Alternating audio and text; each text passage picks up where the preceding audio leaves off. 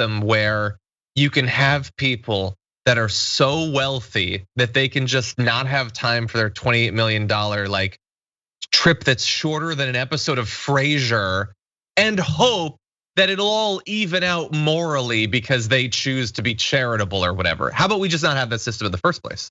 I think the thing that I cherish most about this episode of the Damage Report is me now forever thinking that John thinks of things in terms of how many Frasier episodes there are. I kind of do. It's a great good show. Anyway, how many seasons can I squeeze in? Good garbage person, Brett. Okay, let's move on to mine. For my garbage person of the week, I would love to come up with someone fresh and give our can something it never tasted before, but I just can't do it. This isn't even a topic that I haven't talked about before, but I can't accept it. And I'm gonna be piggybacking on something Brett was talking about earlier. This comes from one of those write-ups of Tucker Carlson, and it's by Charlotte Alter in Time. It is more critical than most of them, although it still somewhat plays into the myth of well, maybe this guy is sometimes a rebel or whatever. Maybe he really has a problem with the ruling elites. I don't believe that at all. But that said, here is one part of it. This is not a general thing, this is about one specific thing. Near the end of our call, I asked Carlson if he'd been vaccinated against COVID-19. He paused. Because I'm a polite person, I'm not gonna ask you any super vulgar personal questions like that. I told him he was welcome to ask me whatever he wanted. That's like saying, do you have HIV? How about none of your business? He broke into a cackle like a hyena let loose in Brooks Brothers. I mean, are you serious? What's your favorite sexual position? When did you last engage in it? This has apparently become his go-to line when asked whether he's been vaccinated. Carlson offered the same retort to Ben Smith, the New York Times. And she ended, for someone who talks a lot about the right to ask questions, Carlson never did give me a straight answer. Because he knows what he's doing. And we know the answer. We don't need confirmation, but maybe it could save the lives of some conservative that unfortunately, regrettably, trusts him and believes in him. But he doesn't care about that person's life. He likes the mystery that allows him to continue to play both sides. I'm not saying don't get the vaccine. I'm just doing nonstop coverage of why you should be questioning it. And did he have it? Yes, he definitely had it, but he will never actually say that. And he will instead pepper this female reporter with like joke questions about sexual positions, pretending to be offended and triggered by her question when he is certainly not. And recently, Tucker Carlson said, "Fark, I can't find it right now." He says, yeah, no. Oh, come on, Gizmodo. They don't trust you anymore. So, okay, he said something the other day like, I'm just asking questions. When people ask you questions and you dodge them and you don't answer them, it makes them trust you less. This is Tucker Carlson talking about the vaccine. So someone asked Tucker Carlson a question about the vaccine, something that he says is the thing you should be doing. I'm just asking questions.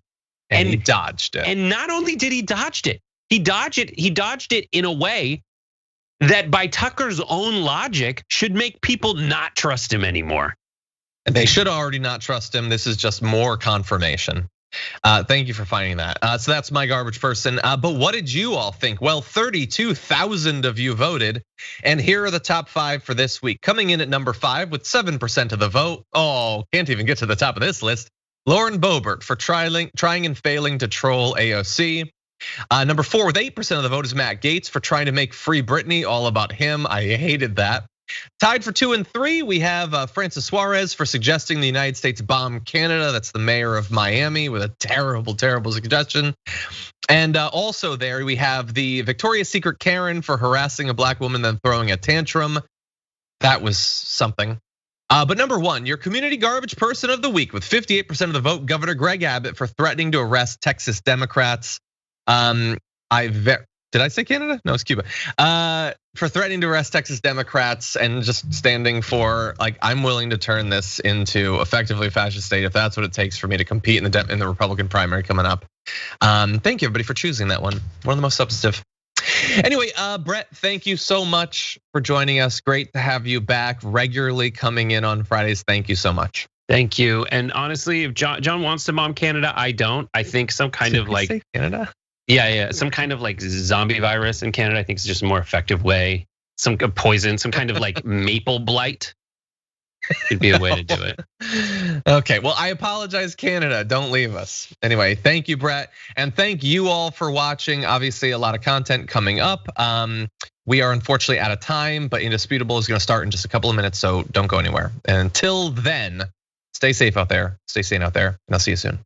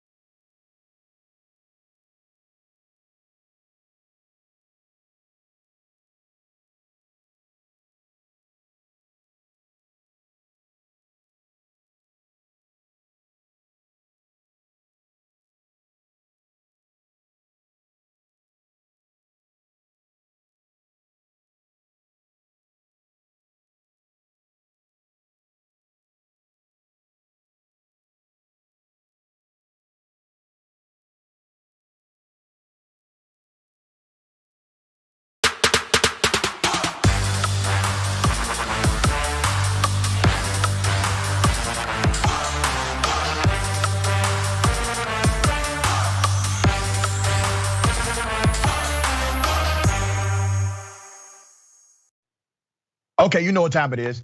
It is indisputable. I'm your host, Rashad Richey. Good to be with you. Yes, ladies and gentlemen, it is Friday and we have a packed show today. Listen, for my I Wish a Karen Would segment, ladies and gentlemen, I have located a serial Karen. We have a serial Karen alert happening in the United States of America. This is what happens when Karens are allowed to roam unrestricted. No repercussions for their actions. Also, your co-host today is me, riding solo on this one. I hope you can handle it. Guest later in the show, we got Joe Trippi, host of That Trippy Show. That's going to be quite interesting, very accomplished individual. And my debate guest will be Eric Grunor, conservative Christian blogger. We're going to talk about critical race theory and a whole bunch of other stuff. You don't want to miss that. I'm sure it will be quite interesting. Ladies and gentlemen, my top story for today. Here's the thing. We said this would happen. We said it was already happening. And now you have more evidence that it continues to happen. 16 white supremacist gang members have now been charged in a sweeping federal indictment out of Florida. Now, here's what's ironic about this story. We actually covered one of the gang members earlier this week right here on this program. Now, we were unaware that this person was a member of this murderous gang, but we did say that his 2-day sentence was quite light. Now, remember this individual who was sentenced, Curzio, who is a capital rioter, a terrorist, was sentenced to 6 months credit for time served, which meant he only received 2 additional days. Let me give you some background to this gang. A group who calls themselves Unforgiven requires its members to study Aryan philosophy. Aryan philosophy. They also require their members to carry out various acts of violent crimes against other people. Now, I want you to understand the insanity of this.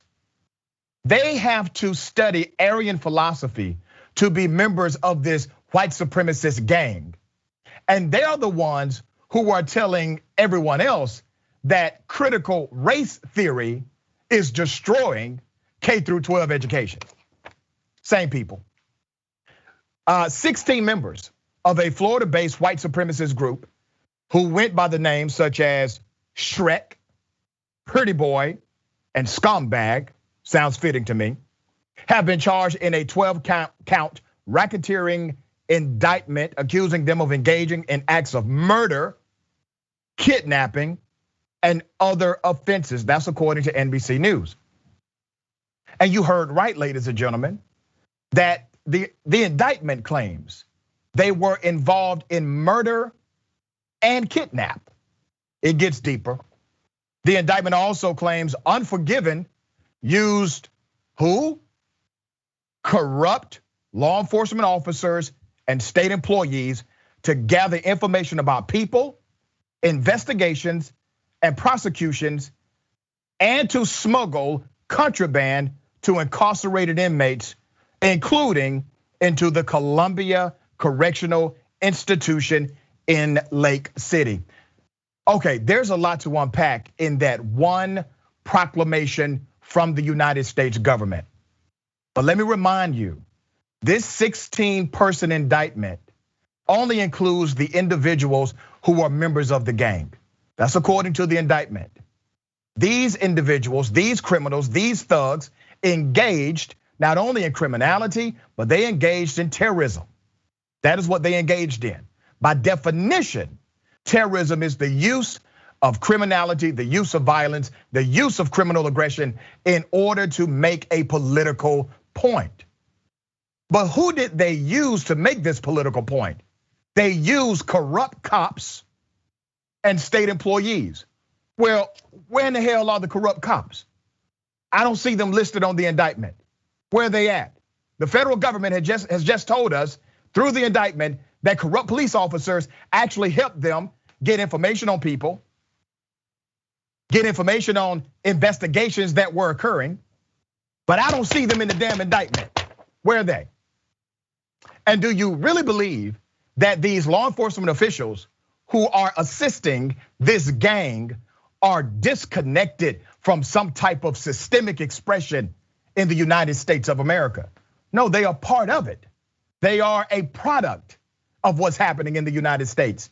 That should be the most damning sentence in any federal indictment, that a white supremacist gang received assistance routinely from members of law enforcement and state government employees. Now here's the other question.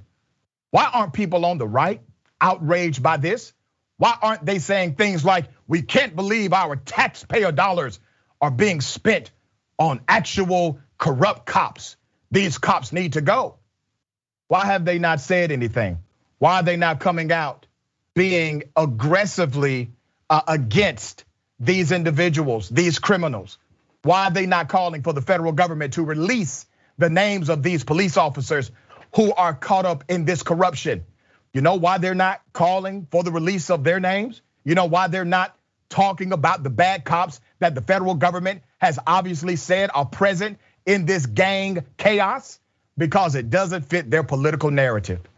That is the only reason why. So all of the jargon about they want to protect and serve, all of this mess about they support police officers. You're not supporting police officers if you're not willing to stand against the bad ones. You're not supporting the industry of policing if you're not willing to call out those that give the industry a bad name. There's more. The group required its members to study Aryan philosophy. Remember I told you, these are the same people against critical race theory, and carry out acts of extreme violence to gain entry into the gang, the indictment says.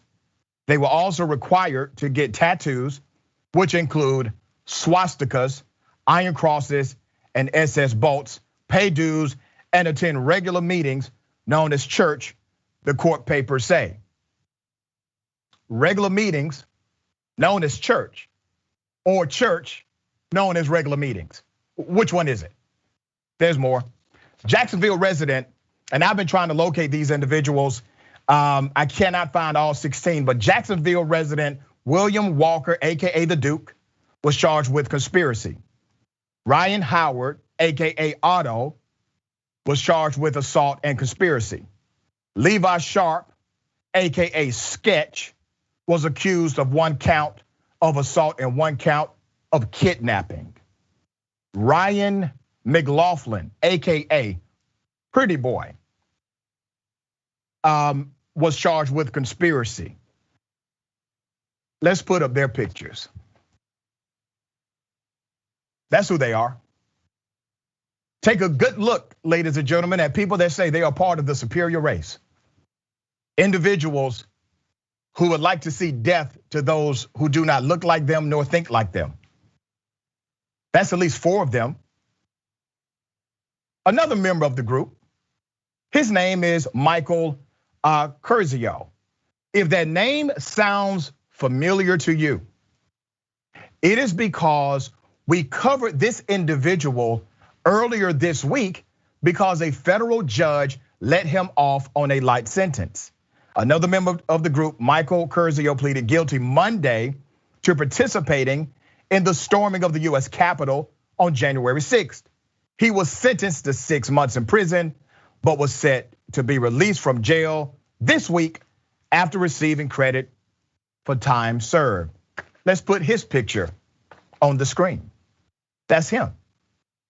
Now, when I covered this story earlier in the week, I said, first of all, the prosecution only charged this guy with unlawful protest, even though it was clear that he had an extensive criminal record. He was in a white supremacist gang. These are all things that the federal government was aware of. And he was incarcerated in prison for attempted murder. He gets this light sentence, he gets this light charge, but he's connected to this terrible gang. Here's what I don't understand. I do not understand why These individuals are not being investigated as a broader network beyond the Capitol riots or beyond the terrorist attack. These folks are being investigated as individuals, not connected to anything else for the most part. These are cookie cut plea deals. Why are we handling it this way? There is no way a person who was involved in the January 6th riot, the terrorist attack on the Capitol grounds, should ever be charged with such a light sentence of unlawful protest. You know who else gets unlawful protest charges? Members of Black Lives Matter who decide to go in front of traffic. They get unlawful protest charges. So you mean to tell me that someone marching for the movement of Black lives and they happen to block traffic temporarily should get the same charge of unlawful protest as someone who raised the US damn Capitol? You mean to tell me that someone who marches without a permit, who does not have a parade license, who gets charged with unlawful protest, you mean to tell me that is the same crime as what these folks did at the US Capitol? It doesn't fit to me. There is something not right here. But you know what it is? You can see behind it. My job is to help highlight the nuances and the contradictions of this criminal justice system. It is sad. I hope at some point the federal government will release to us who are these corrupt law enforcement officials they are talking about in the indictment, and who are these state employees who assisted this murderous gang. Don't let up on that. Don't stop paying attention to that, because the development of the story is even more profound than the origin. We got more. Let me shift gears. Okay, this is really, really unbelievable, but believable. A witness captured on video the moment the NYPD used a stun gun on a Black man for getting on the subway. Okay? What you're about to see is quite extreme. I want to warn you, we do have video. It can get graphic.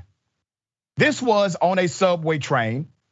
The rider allegedly got onto the train without paying, even though the man did actually pay the $2.75 fare, which was backed up by every single witness on that train.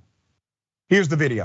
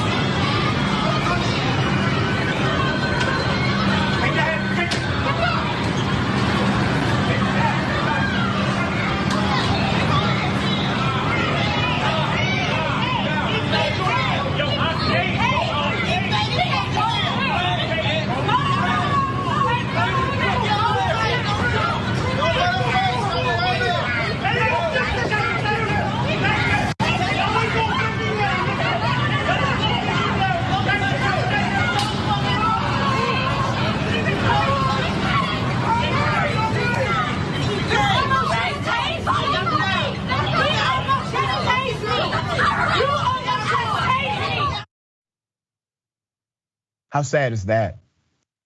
This man is lawfully on that train. The other riders on the train are screaming and yelling to these police officers. He paid his fare. He's telling them, I paid my fare. And did you see how many cops were on top of this guy? Now let's say for the sake of argument, he did not, which by the way, is not part of the factual story. But let's say a person did not pay their fare. $2.75. This is how you react to $2.75. That's the reaction.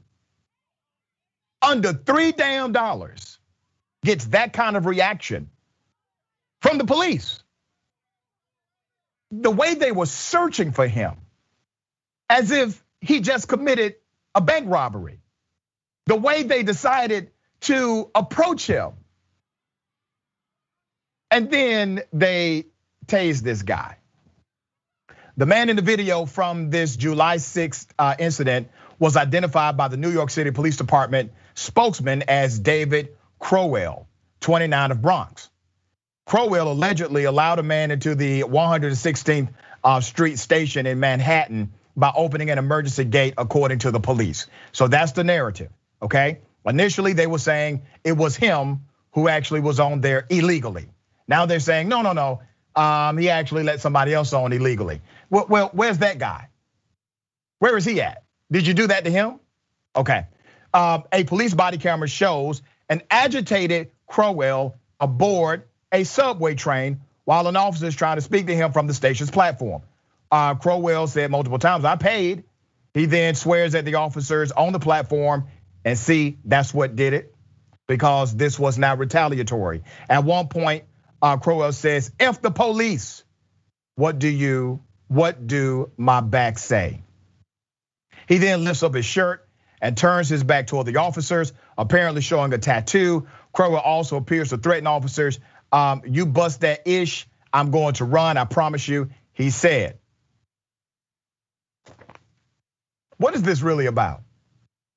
This is really about an individual who's exercising his freedom of speech. Let's be very clear. You have a constitutional right to be a jerk. You do. You have a constitutional right to be rude.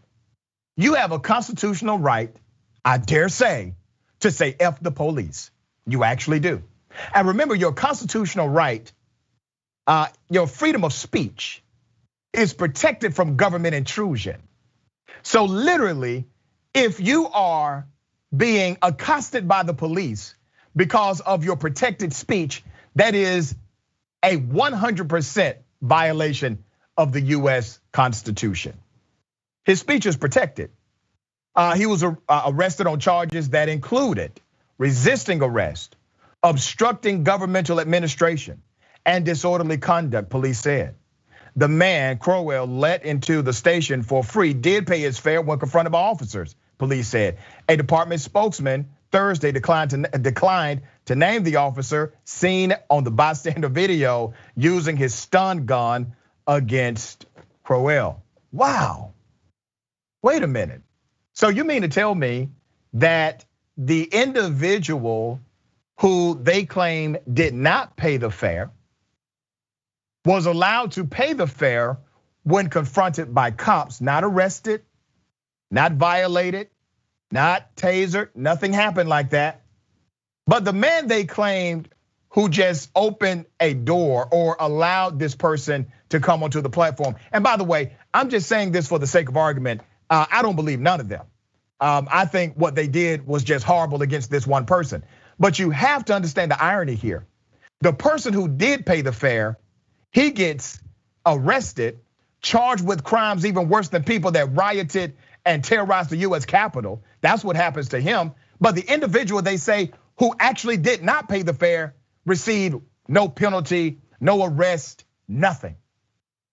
You see, if all things were even, a police officer would have gone to him and said, "Sir, you did not pay your fare. I'm going to give you an opportunity to pay your fare now." Because obviously that's what they extended to the other individual. If this was about paying fare, that's what would have been said, but that's not what it was about.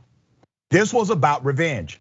When this young man said F the police, and once again, you have a constitutional right to say that. When he said F the police, all of them ganged up on him. You know why? Because gangsters get upset when you disrespect their colors. That's why. And so all of these gangsters who are disguised as police officers engaged in group violence against this one man to retaliate against his very statements to them because they were offended. That's what this is about.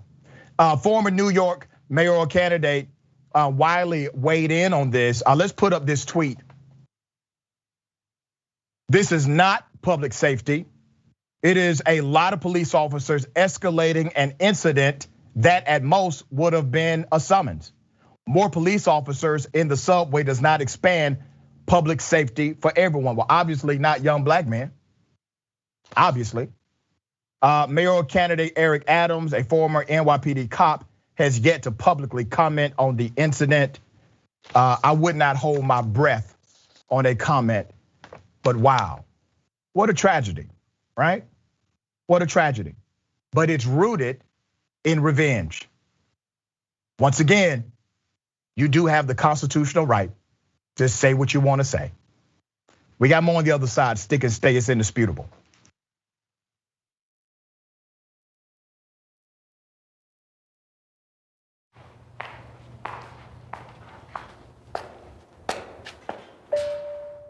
Can you name the representative of your district? The representative of my district, oof. I have no idea. I actually don't know who the representative of my district is. Do you know what the corporate tax rate is? I think it's pretty high. I should know this. Like maybe between 20, 25%. I don't know. How many amendments are in the US Constitution? Oh no. This brings me back to grade school. I should know this because I was a history major, but I do not remember. I don't know that. I don't know. I don't know. I have no clue. Nope. I don't know the answer to that one. You don't know? I didn't know. It's time to change that. We live in the best country in the world. We live in the most powerful country in the world. We love our American freedom, but only half of us take part in the political process. Only half of us vote. We don't fulfill our duties as US citizens to make this country a better place. It's time that we use our voices as a team, as a country, to become better. We will stand up. We will be empowered. We will stay educated and informed about politics every single day because it's our responsibility. And Politiscope just made it easy for you. So join me, join us, and let's be Americans.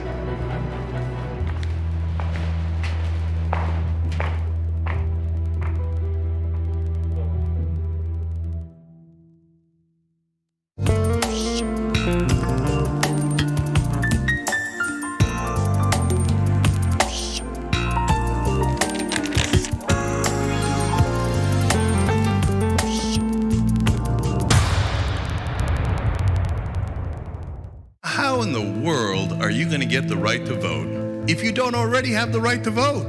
That's impossible. Reason they tell you things are impossible is because they don't want you to try. It only took 7 years for that to get an amendment to get a right to vote. Does this result in millions upon millions of Americans losing their coverage? And we've been waiting to find out, and now we know, yes, it will cut millions. Public education was supposed to be the way to equalize everyone regardless of their socioeconomic status. But if you come from a family that's poor, how are you going to afford grade school for your kids? This fight is about fairness and morality. It's about the American values. You think that black people all across the country, in every city, were all lying when they said the police abuse us and the police kill us when they should? No, of course they weren't lying. Yes, it does happen. Yes, they do get targeted more.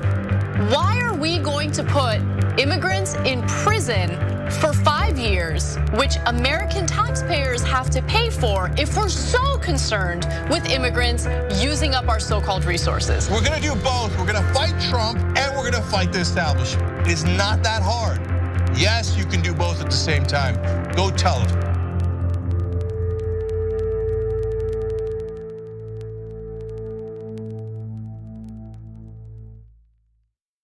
ShopTYT.com has new shirts like this one. And you're thinking, Cenk, what is that one? I can't see it other than the black. Yes, so I'll show it to you.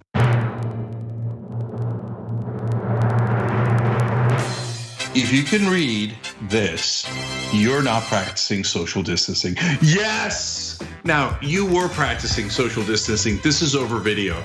But overall, you get it. ShopTYT.com.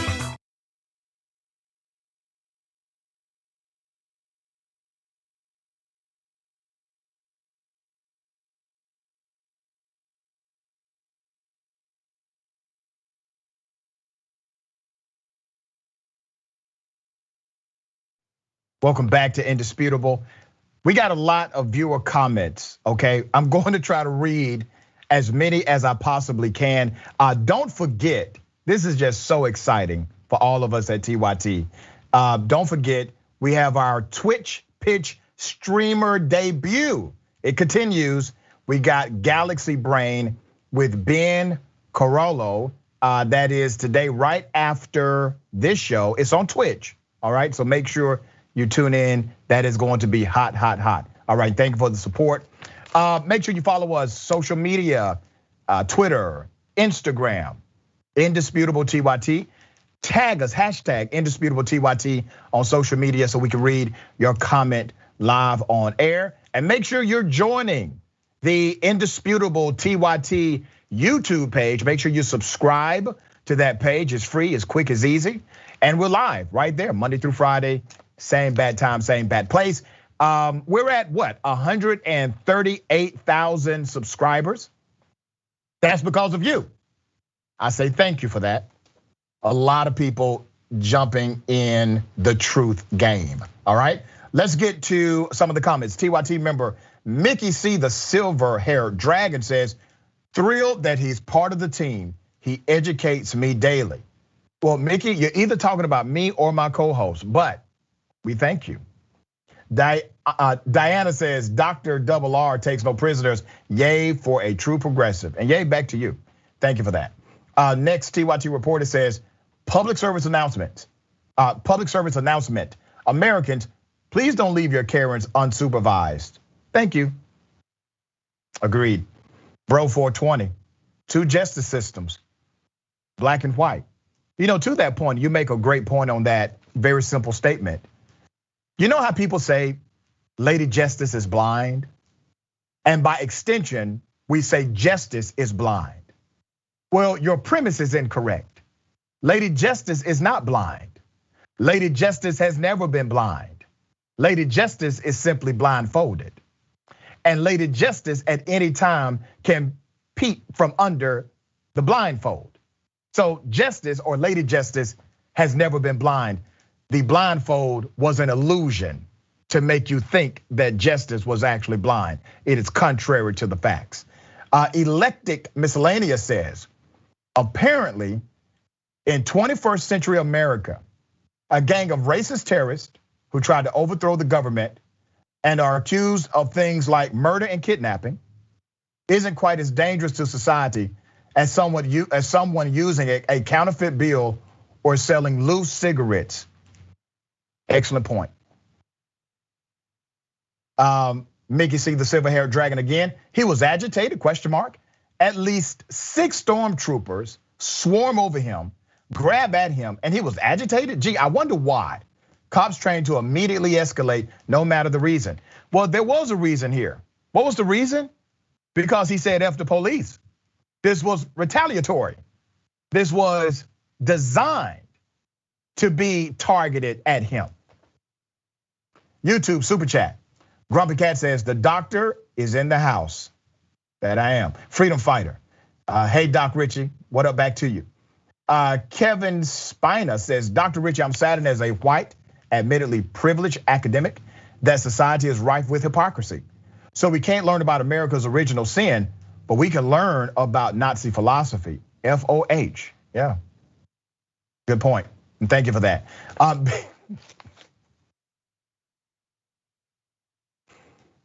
Betty White, the vibrator slayer. In all of my years of broadcasting, I promise you, I never thought I would ever say Betty White and vibrator in the same sentence, ever. Betty White, the vibrator slayer says, Klan sheets are yellow in the front, brown streaks in the back. Stephen Miles Cook, remember the truth is a lot like medicine.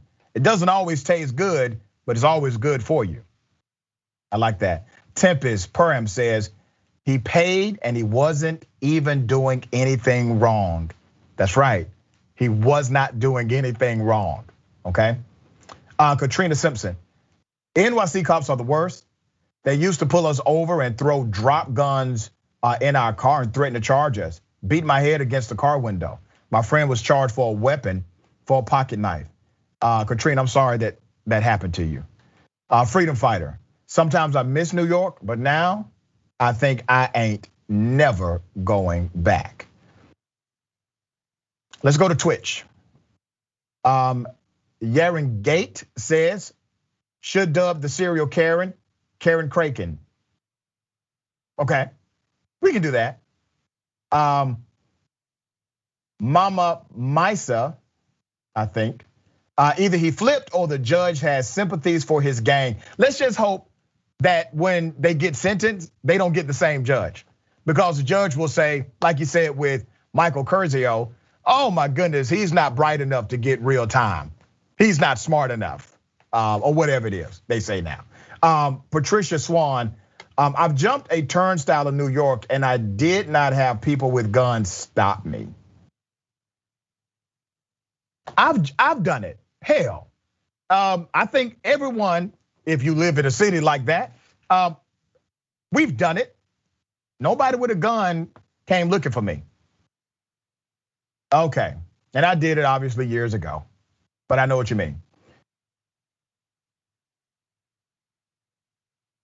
A420 Kitty Dragon says, it blows my mind that people get resisting arrest when they hadn't done anything to even be detained.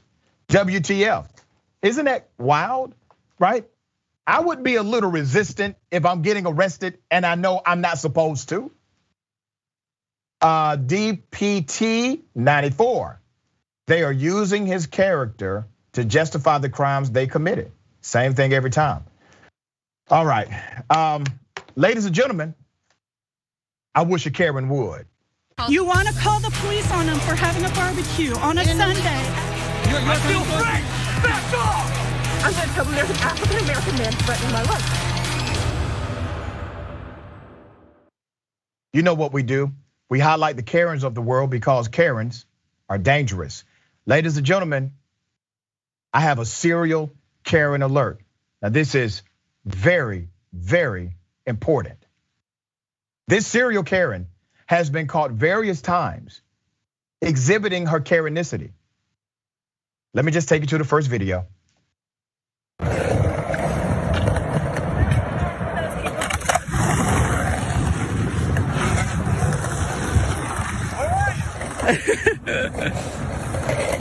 We got a Karen. We got a wild Karen here. Breaking ankle. Do you want me to leave or not? Do you want me to leave or not? You're blocking my word. We're gonna start to leave. All right. Yeah, we found a wild Karen right here. Oh, Karen in the wild. This is amazing. I know. I know. Man, their physical activity is important for their mental health. There's a cop right there if you want to tell them. You were going on a run, weren't you? You should continue running. Damn, it's really not working. Like, I don't understand the power struggle that I'm witnessing here. This is nuts. I know. For many of us, this particular Karen made her debut as anti-Asian Karen.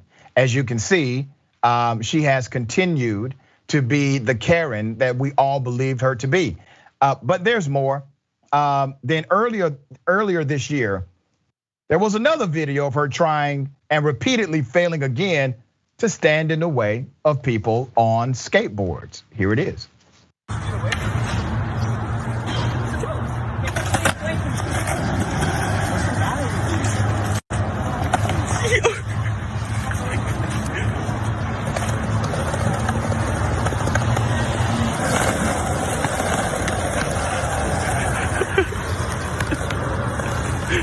It's fun at this point. She's trying to hurt him. Look.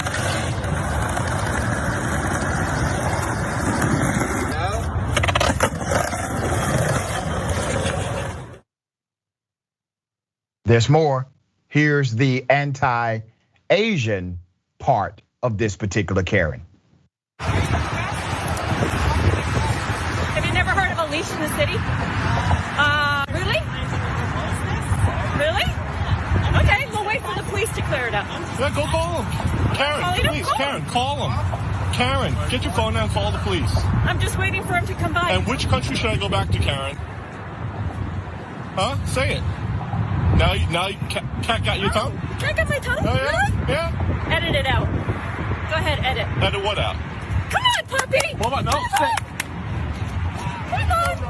you know, that's incredible. I'm just passing by, and you're actually trying to instigate a dog to go into the middle of a highway? What kind of problem do you have, lady? Like, seriously, put it out there. Put it out there that you can walk around without your dog on a leash. You know what? Put it out there that you can insult someone of Asian descent, and then also try and instigate a dog to go in the middle of the street because you're unprincipled for whatever reason. They don't want to go down and fight the police at the station. It's right there. They're wasting tax dollars and police time. I mean, they don't put a leash in your country. Oh yeah, which country is that? Bola, come here. Bola, come, Bola. Bola, come here. Great. You're lovely. Come on, puppy. Come. Karen, what happened, Karen? Karen, over here. We're over here. Over here, Karen. Over here. You just did. Have them come over. Have them come over here. Have them come over here, Karen. I'm right here. Have them come over here. Have them come over here. You're harassing them now. You are going to make the police get out of the car. You are. Put it on all over the web, baby. Put it all over the web. Such wonderful people. Karen, white entitlement was 2020. Wonderful all right. Go, baby. Go. Okay, so this Karen is anti-skateboarding. She's anti-Asian, and she's also anti-domestic animal because she tried to murder their pet while pretending to actually be concerned about their pet. She's not concerned about their pet. She's more concerned about trying to enforce rules on individuals that she has no authority over. And as soon as they do not do what she says, get in their place, jump when she says jump, she's willing to go to an extreme and try to kill their pet. Ladies and gentlemen, that's not it. Here's more. Don't yell at me. I will yell at you. Keep walking. Are you crazy? There's no dog on the grass. Oh my gosh. Keep filming. We can be here all day. You're overreacting, Karen. The dog is not on a leash. And you can't read English apparently. Let's go read. Why? Because I'm Asian? Are you racist? Are you racist? Are you racist? Oh, apparently you don't have to do anything that Americans have to do. Okay, so you can't read. Why don't you go yell at other people that have dogs on the grass? I can't understand a word you say. You're not speaking English because apparently you don't know that you have to have a leash on your dog. You heard the racism there. I can't understand a word you're saying. Obviously, you don't read English. This person speaks better English than she does. But once again, the Karenicity de-evolves individuals back to a racist core of who they are. Their character is exposed in these moments. Now, I know some of you may have issues about dogs and leashes, and I get that argument. But I want to remind you that in that city, crimes against Asian Americans have increased by 335%. And individuals like that contribute to that stat. It is sad, it is insane, and I would even argue it is criminal to continue to harass individuals in that city. So that last video was at Battery Park. Now, ladies and gentlemen, let me remind you, these are the videos that I have access to. I am sure there are countless times when she acted in a way that showed the Karen inside of her. All right, let me shift gears. Another lawmaker arrested. Representative Joyce Beatty arrested in a voting rights protest. She is chair of the Congressional Black Caucus, was arrested yesterday. The arrest occurred after she participated in a small protest alongside activists such as Tamika Mallory and others that marched on the Hart Senate office building. Why? Because they're standing up for voting rights. The individuals who are passing laws against it are not. In the congregation that gathered in the lobby of the building, protesters chanted, "In the filibuster and let the people vote." Yes, in the filibuster and let the people vote. So here's the great political debate happening right now. And it is such an unfortunate debate. There are people who are willing to protect the right of filibuster rather than your right to vote. Think about how insane that is. The filibuster is not a constitutional construct. The filibuster is not a constitutional mandate. The filibuster isn't even statutory, meaning it's not law. The filibuster is a Senate rule. It is a rule that governs their activities inside of the US Senate. That rule can be suspended temporarily, or the rule can be done away with. Well, the debate right now, and I don't care how they try to frame it, here's what the debate really is. Are you going to stand up for the right to filibuster more so than you stand up for American citizens to vote?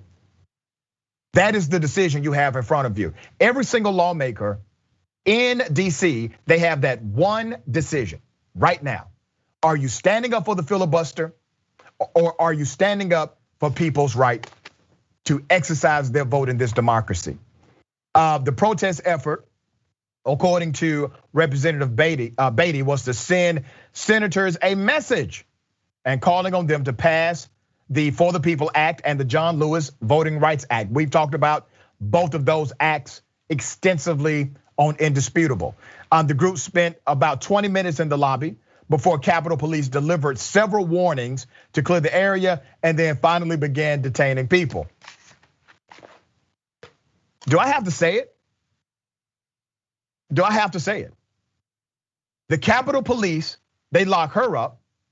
The Capitol Police, they arrest others. But the Capitol rioters, they got to go home. They were not detained. They were pleaded with. They tried to reason with them. They backed away from them. They said, don't do this, and gave them room. But the protesters, the lawmaker, you go to jail. You get these handcuffs. Any irony there?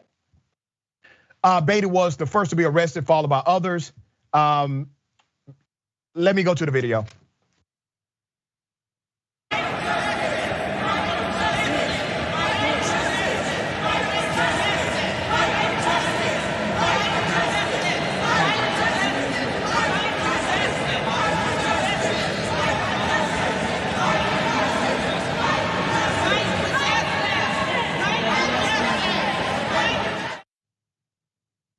Okay, the Congresswoman said in a Twitter post, I stand in solidarity with Black women and allies across the country in defense of our constitutional right to vote.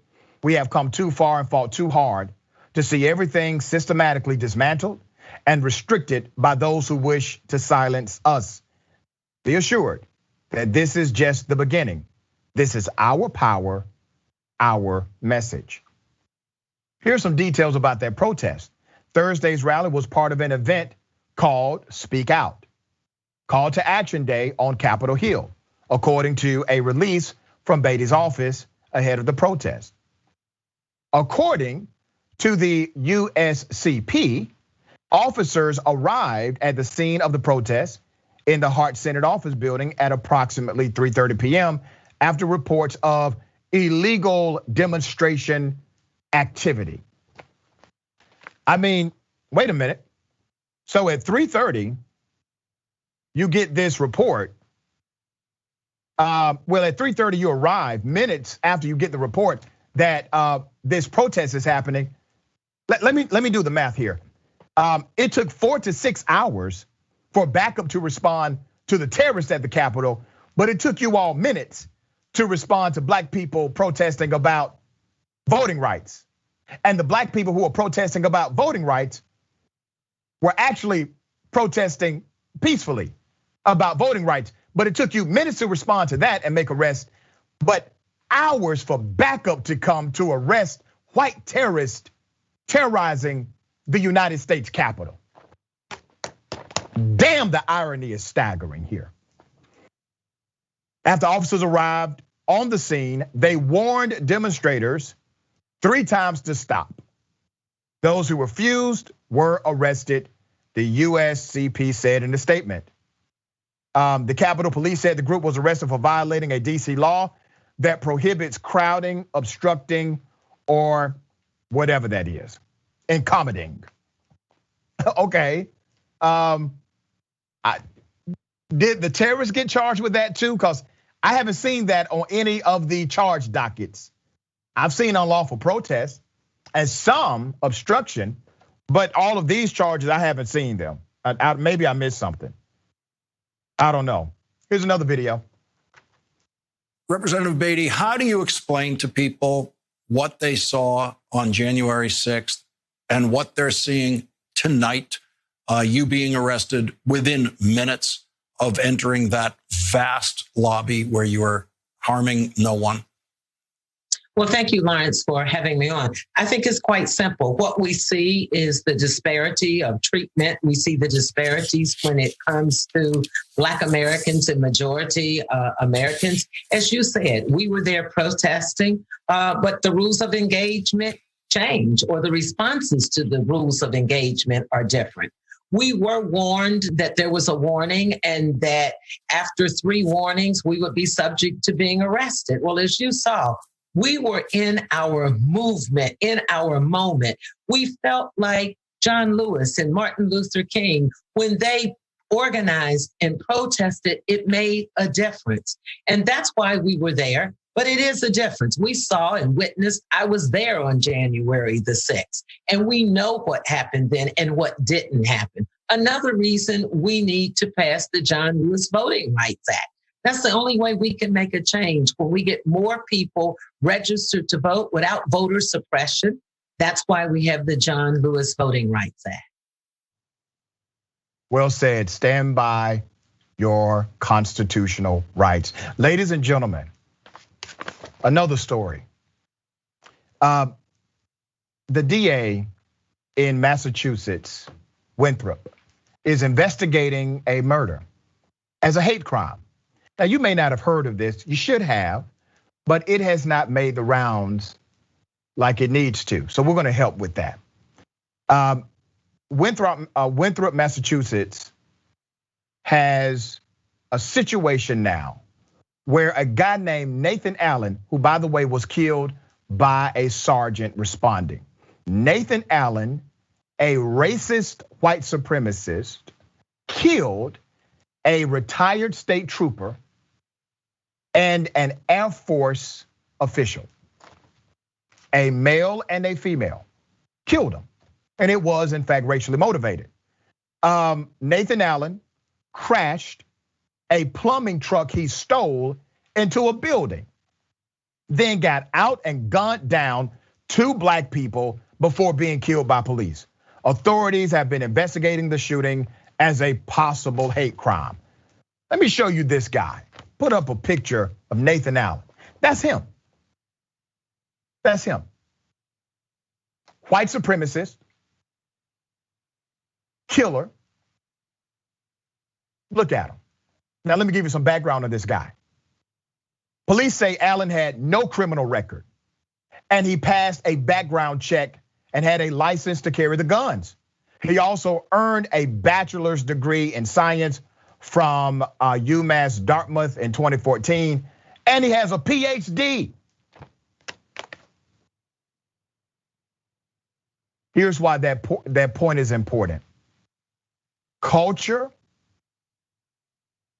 education, exposure to diversity will not necessarily change the evil of racist people. Now, there are some who say, well, you know, if this person had more training, or if this individual had more experiences. You're looking at a person who was cultured. You're looking at an individual who was well educated. He stole a truck to kill Black people. Now, there was some pushing back saying, oh, you don't know that he actually wanted to kill Black people. Well, we do now. We do now. It was suspected in the beginning because he walked past a lot of people who were not Black in order to kill 2 Black individuals, okay? All right. So let's dig deeper. This 28-year-old killer had writings that are racist, spewing hatred about Black people, and asserting that the white race is superior, as well as sexist, saying that women don't understand him. Much of it is unrepeatable, using slurs and advocating violence. Let me read to you what the district attorney said. The DA said, and I quote, "This man had fooled so many, outwardly appearing stable and upstanding while internally filled with extremist ideologies and hatred." There's a whole lot of people fooling people.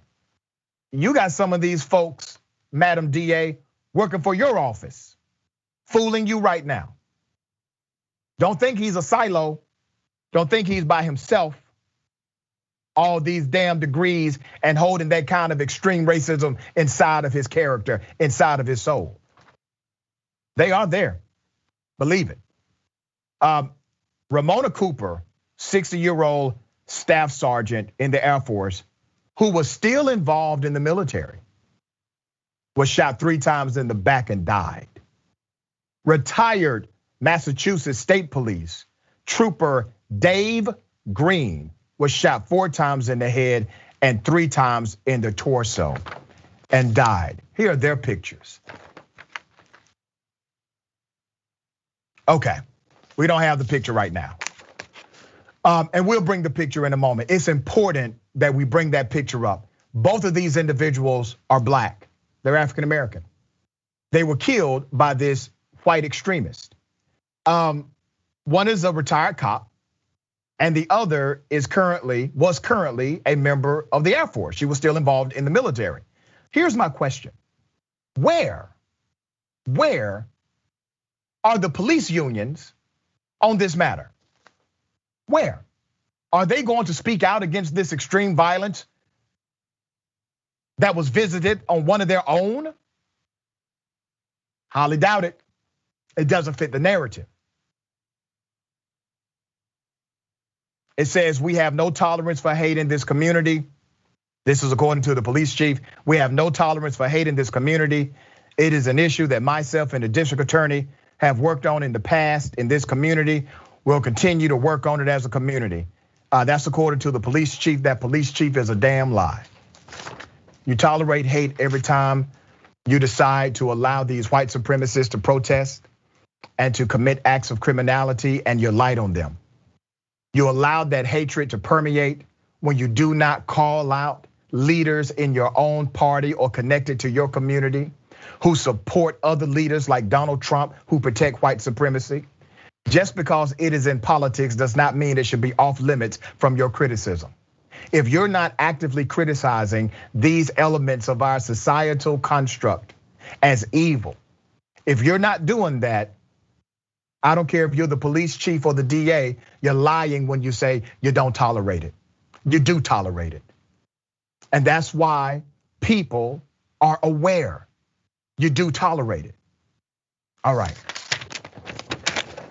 Okay, we'll put that the picture in our post. We weren't able to get it up. We had a technical issue. We weren't able to get up that photo. But when we post it on our YouTube channel today, we'll make sure we get both of those victims of this insane crime on the post, all right? We got more on the other side. Stick and stay is indisputable.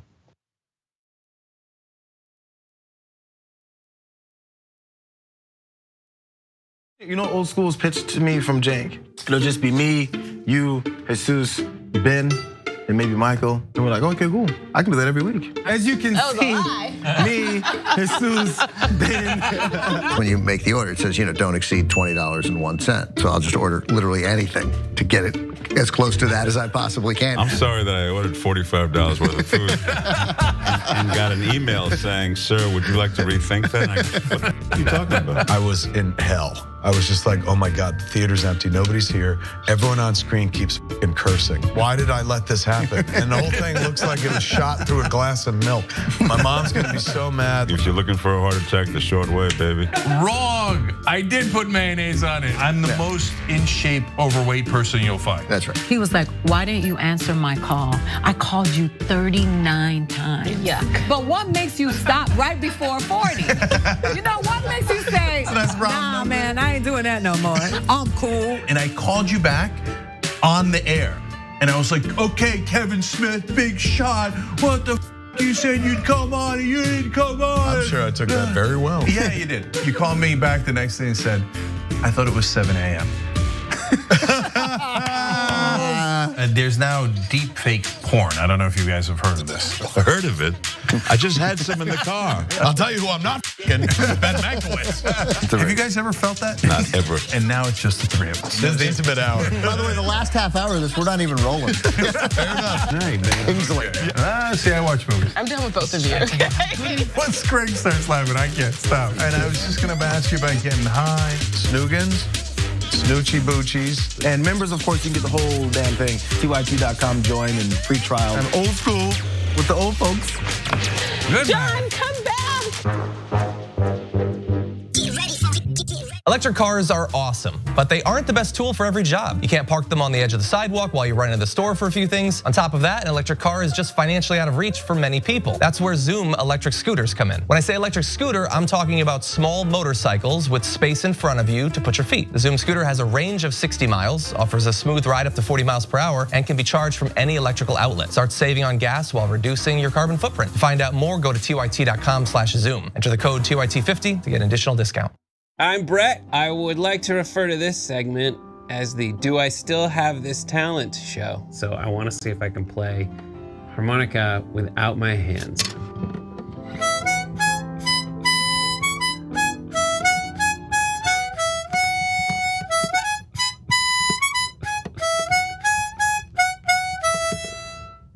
I don't know why I have that. Nothing's gonna be more impressive than that. I can also spin a basketball on my finger. While drinking. I'm gonna spin a basketball on my finger while drinking apple juice. You can do this, dude. It's also flat. I don't know if that helps or hurts. And it seems to be somewhat wobbly. Ta-da!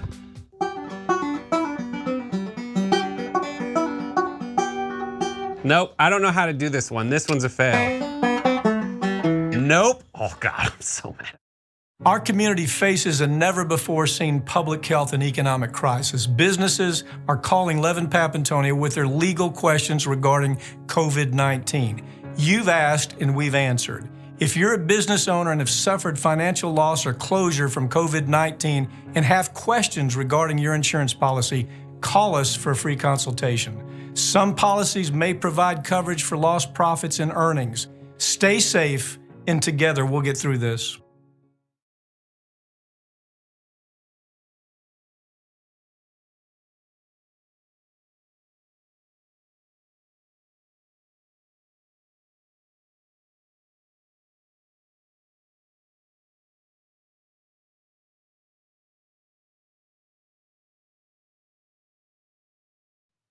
Welcome back. Yes, ladies and gentlemen, it is still indisputable. We have a lot of viewer comments. I'm gonna read as much as I can, okay? Let's get to it. TYT member LMG15 says, this Karen is everywhere. It's like this is her job. Yeah, YouTube super chat. David Morris says, what the actual F? She's the Karen equivalent of Bruce Wayne trying to eradicate crime from the city. And she's kind of like, yeah, I can see that. Kevin Spider says, I would have pressed charges if she ever tried that dog trick on me. Yeah.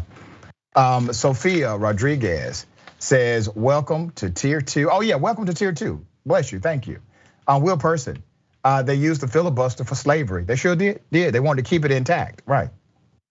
Twitch, Mama Misa says, the caucasity of the Karenicity is indisputable. I like how you did that. I like the wordplay. That was nice. Yaren Gate says, I hope businesses that she goes to denies her service and tells her to leave their establishment.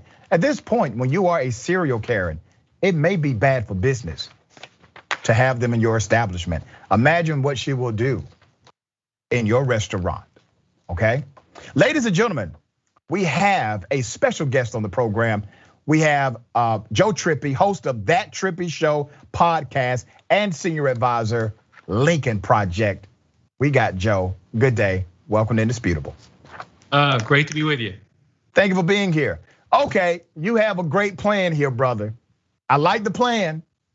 We want to make sure we have more coalition inside of the Democratic movement. We want to make sure that Congress doesn't fall away from the trend that was at least happening. But how do you do that? How do you strategize? How do you plan? How do you get it done? What are your thoughts? The biggest thing is to get everybody out of this mindset of it's right versus left, it's Democrats versus Republicans. It's all of us in a broad coalition, everybody against an authoritarian movement. And we have to get the members of Congress to do that. I mean, Joe Manchin, the president, everybody, they all need to understand there's no one over there to talk to. They're hostages to an authoritarian movement. And so how we do it is to grow that movement. That's why I joined the Lincoln Project. Yes, there are a bunch of former Republicans. I'm a Democrat, but again, it's all of us, everybody across the board, doing what they can to build this message. I mean, that's the important thing. Everybody out there has the capability of talking to another friend, another neighbor, another coworker, and making them understand that the stakes are exactly that: our democracy, our right to vote, our freedoms at stake, being challenged and threatened by an authoritarian movement led by Trump and a lot of liars and cowards that enable him to do it. Joe, let me say this. First of all, man, I'm digging the beard, brother. Good look on you. Thank you. Secondly, I like the position. I believe we have to start from a policy position. I'm a big policy guy.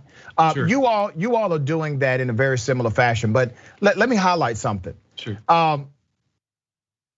There are some things that are now called political, and they're not political. They have simply been politicized. And just because something has been politicized does not mean it is inherently political. For example, democracy. Right. Democracy should not be really a political argument contextualized through the tribalism of partisan politics. It should literally be above a partisan conversation. But what you have seen happen, and I know you get this, Joe, you've worked with a lot of heavy hitters as a Democratic national strategist. You have seen how our political narrative has become more and more tribal in how we talk about common elements of this country that should really garner support from both sides. Right, the sacred right to vote should not be anything but an American thing to all of us. But that's the point. So, when you see companies like Toyota, all these corporations that said, hey, we're not gonna give to any of the people who voted to not certify the election. Well, now they're doing it again. Why? Because they still think it's two parties. No, you're either giving to help fund the authoritarian movement, or you're with the rest of us who are standing pro-democracy for the things that are not partisan, the things that should never be partisan: our rights, our freedoms, our Constitution, the rule of law, and the right of everybody to participate and have their voice heard. Not just in our institutions, but in our elections and in making the big decisions that we all have to make for a future. Yeah, the way democracy is supposed to work, as you know, Joe, voters are supposed to pick the politicians, but the movement you see now, the politicians are trying to pick the voters. But we have had this for a very long time. It's not like it just came. They've been chipping away at this for a long time. Now it has, in my opinion, reached the ultimate conclusion of where they wanted it to go. So now they're openly telling Republicans that are part of the authoritarian movement inside of the party, run for political offices where you can be in charge of elections. We know it's not just about casting the vote, it's also about who counts the vote, right? Absolutely, that's why all these voter suppression laws, that's why you look at the county level and state level where they're, the entire party apparatus. I mean, I'm talking from central committees up to, like you said, election officials, all being replaced, purging anybody of goodwill and putting in place, whether it's QAnon or other followers and supporters of this movement. And yes, it has swallowed up one of the two political parties, and that's the problem. we have to stop. The press has to stop doing this both sidism and covering it like there's just disagreements between Republicans and Democrats. No, if there were Republicans, there would be, we could cover it that way. They're not. This is, you cannot negotiate with autocracy. It's a zero-sum game. If the autocrats win, democracy dies. All of us lose our voices, our rights, and the press needs to cover it that. I think start to understand they need to cover it this way, because if autocracy wins, democracy dies. The very first thing that goes is freedom of the press. I mean, there's all kinds of other things that go, but this is a real time for every American, every company out there to step up, the press to step up and take sides, not partisan, not Republican versus Democrat, but all of us stepping up and defining what this is really about, our democracy threatened by an autocratic, authoritarian movement. So Joe, tell me this, man, you're in this space. Obviously you have insight about what's really happening with moderates and others who may be scratching their head and saying, what the hell just happened in the United States? Is the movement that you're connected to with the Lincoln Project, is it picking up steam? Is it a stalemate? Are you losing support? What's happening with that movement? Well, the movement's growing, but one of the things authoritarians do, and you saw this with Trump, what they do is they try to exhaust their opposition. They don't, it's so you get everybody to this point where, wow, we got through 2020. Oh man, I'll take a breath before 2022. We cannot do that. We've got to grow this coalition, make it strong, and do all the things that we have to do, register, vote, make sure people get out there and hold everybody's feet to the fire in Washington, corporate America. Everybody has to be forced to take sides. They're either with us or they're with that authoritarian movement. And hey, if there's a company over there that does that, if they want to keep giving to those folks, then we need to call them out and we need to start dealing with it. They're gonna need to feel that that's not gonna stand, not with any of us. Yeah, at this point, Joe, if you're pro-Trump, you're anti-American, pure and simple. That's what it is. That's what it is at this point. My friend, tell people how they can check out your podcast and follow you on social media.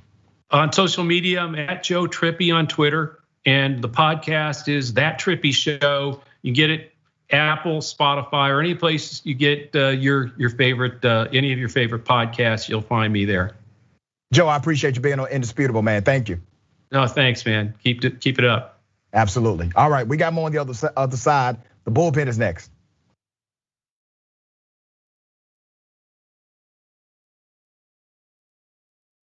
We are onto something that is going to be amazing, but what we need is your help. The number one problem is there's too much power in too few hands. Every single problem that we have can be traced back to dark money. They take large donors, they serve large donors. So these handful of gatekeepers try to dictate everything. Like all of you already know, they don't work for you, they work for their donors. So fire them and hire people who will only work for you, that say no corporate backed money.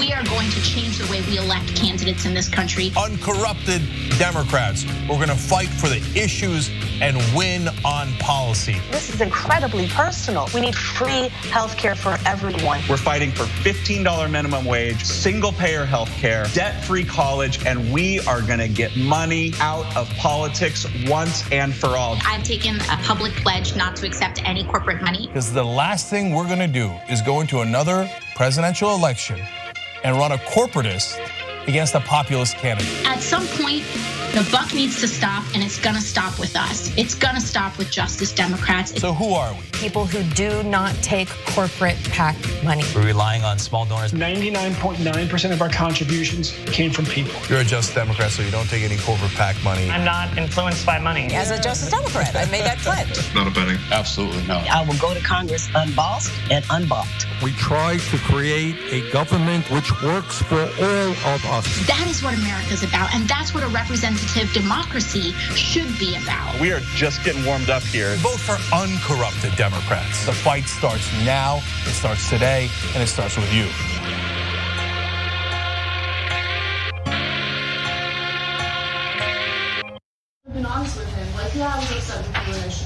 but instead I was like, I'm just trying to protect my engagement ring. Did you know that more than 20% of the world's oxygen comes from the Amazon? Why? Because of trees. I know what you're thinking. Of course! So what do we want to do? We want to plant more trees so we can save the climate. It's quite literal. So that's what leads to our new partner, Plant Your Change. Love it. It's so easy. What they do is you take the credit or debit cards you already have and you plug it into the system. And if you so choose, you get to round up every purchase to the nearest dollar and they plant a tree for you, okay? Now you could also choose if you wanna do it on only certain kinds of purchases or only so often, right? And there's nothing wrong with that. But literally every cent makes a difference here. It's Plant Your Change. And if you wanna know more information, just go to tyt.com/trees. Let's go save the planet together.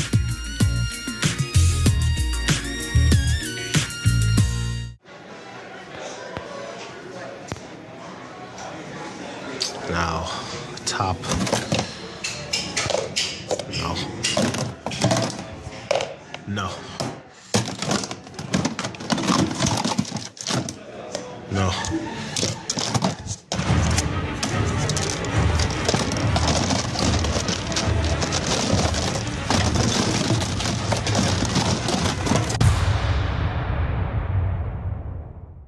Today, a terrible day for the internet, a terrible day for America. The internet as we know it is not going to exist anymore. A real dark day for information and yet another way that they're bleeding out the democracy. We're now going to have these gatekeepers of information deciding what we can and can't see, and that's what scares me the most. Whether you're conservative or progressive or anywhere in the middle, this is the one thing we should all agree to. Protect the internet, because the establishment is coming for it. Don't let them destroy the internet.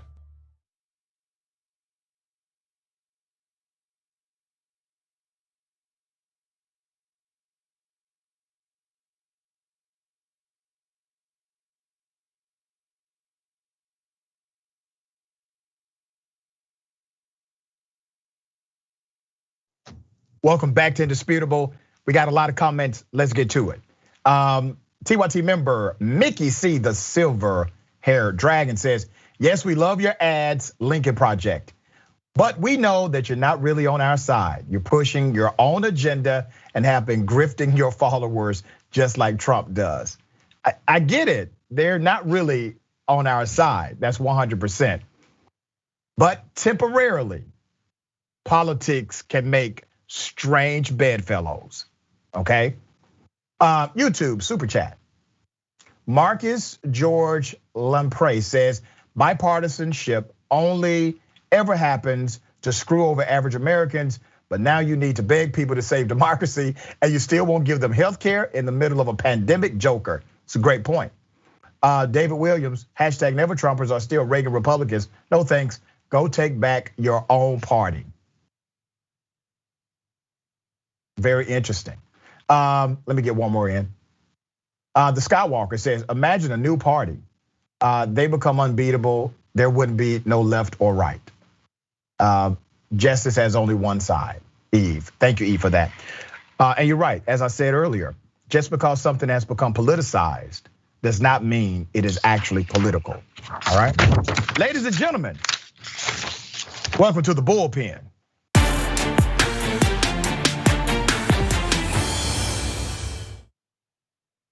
We have in the bullpen Eric Grunor, who is a Christian conservative blogger. We're gonna chop it up about CRT, critical race theory, and maybe a few other items if we get to it. Eric, welcome to Indisputable. Good afternoon, thanks for having me. Thank you for being here. I don't wanna presume what you believe about CRT. So tell me, what do you think critical race theory is? Well, it's an interesting subject because so many people talk about CRT in various ways. The media is probably the worst place to get that information.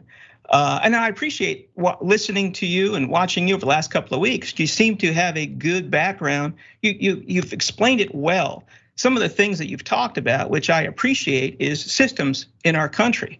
Systems that don't necessarily help the average American citizen. So one of the things I wanted to talk about when you said, let's talk about CRT, is some of the things that you mentioned. Maybe we can delve deeper into that. Okay. Because you talk about, and correct me if I'm wrong, because if I've listened to some of your broadcasts, that it should be taught, and it is taught typically on a higher level, maybe at the college level. I think some of the teachers at the high school, middle school level, they may not know exactly what they're doing when they talk about some of our history. But at that higher level, you talk about students, if they learn about our history and learn about the systems that are in place, they can go out into the world and they can help change it. So one of the things I want to ask you is, because you seem to be very knowledgeable about this particular subject, some of the systems you talked about, whether it was criminal justice, I'll add education. I think those are two systems in our nation that are broken. Yeah. What are some of your suggestions? Because it's great if we can get the young people out in the world, but I think they have to look to those that have already been in the world for some guidance. Maybe we can talk more about, let's come up with some solutions that can help our nation, not just try to define, do I know this? Do you know that? Where are we at? But I think we have a lot more in common. Yeah. So if we talk about the systems that you mentioned, maybe we can come up with some ideas that we can pass on and help fix things. You know, I appreciate the question, and I'm going to get back to the original thought about defining CRT. It is important to define it, but let me give some remedy, some solution in this space. As you are well aware, because you are a former high school teacher, you know that critical race theory is not an actual discipline as far as a conclusive study. It is literally a question. Any theoretical framework provides a framework so that you can actually have an analysis of your ideas, right? That's how it works. That's Absolutely. how all theories in the framework operate. So, for example, when you look at how redlining has been done in the United States of America, or even gentrification, the displacement of Black and brown communities because of tax abatement and policies locally and federally. Well, those things adversely impact one particular group in a significant way, and it does not impact another group in a significant way. Those are policies that have to be examined, because in the critical race theory analysis, what you're looking at is the inequitable outcome.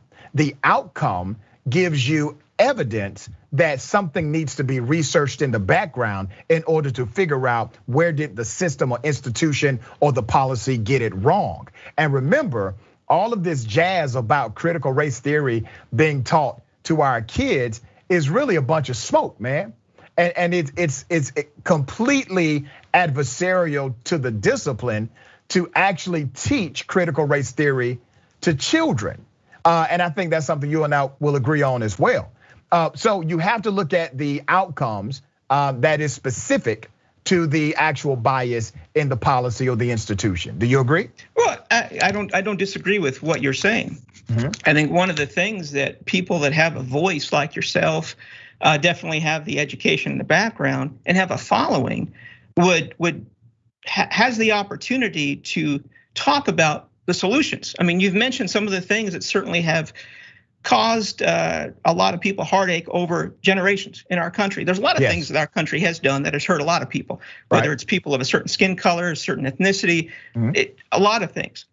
What I think yourself and others that have the ability to reach the masses need to talk about the I know you mentioned redlining. Okay, so let's talk about that. Let's define it. Hold on, wait a minute. Because I talk about solutions on a regular basis.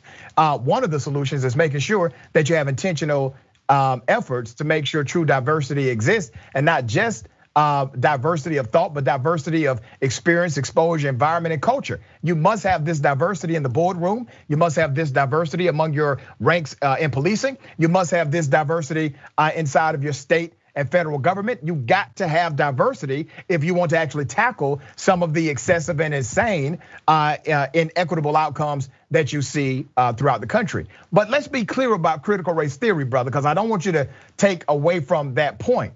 There is fundamentally an intentional design that says critical race theory is something that it is not.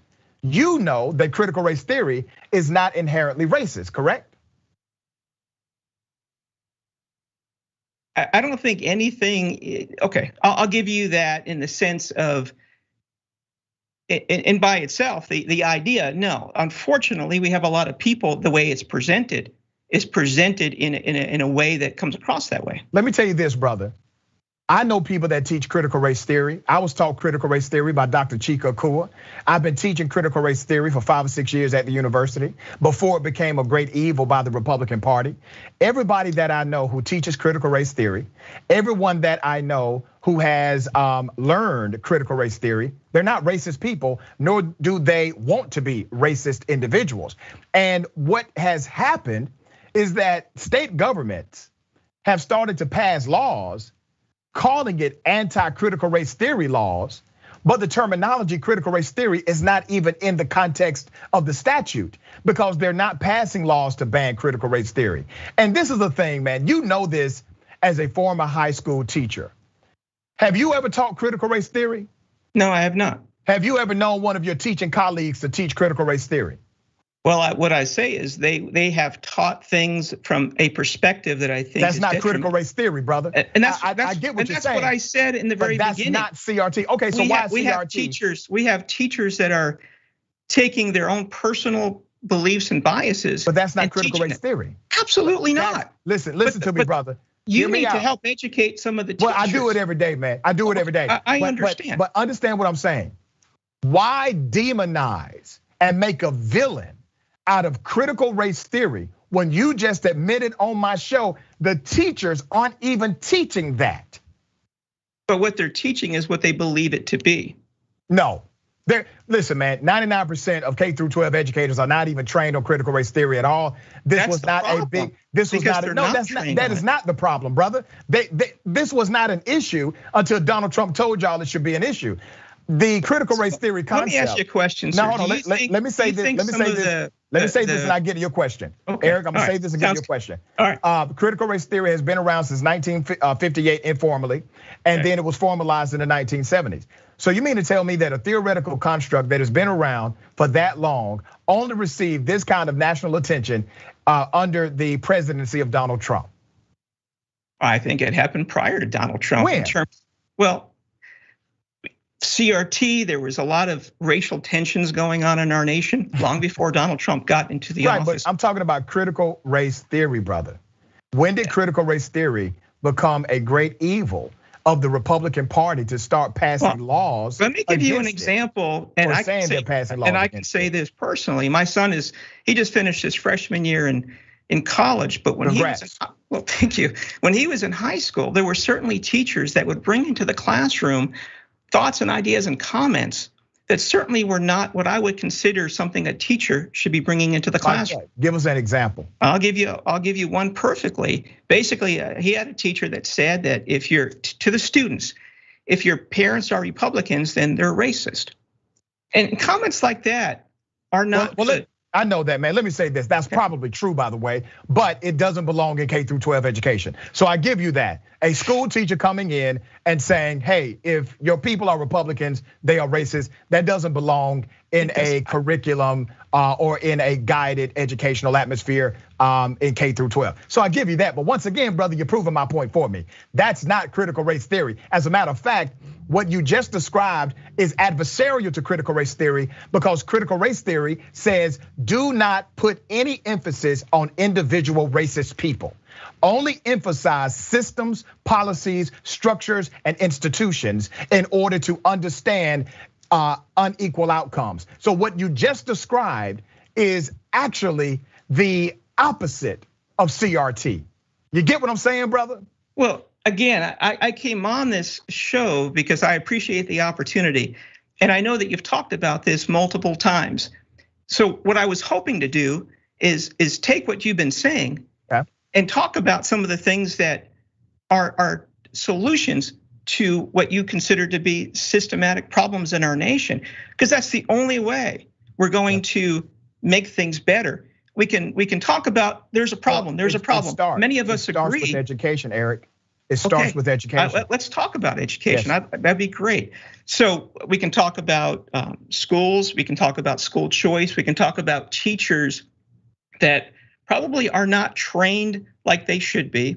There's about 10%, in my opinion, of teachers that shouldn't be in the classroom. Most of them are wonderful people that really care about the children. There's about 10%, as there is in every profession, there probably should not be in the classroom. Brother, that's a different argument than the argument of equity and equal outcomes in the United States of America. Every profession will have a certain percentage. So let's talk about equity when it comes to education, because we need to come up with solutions. And you're right, but listen to me. Every profession, you brought this up, I didn't bring this up.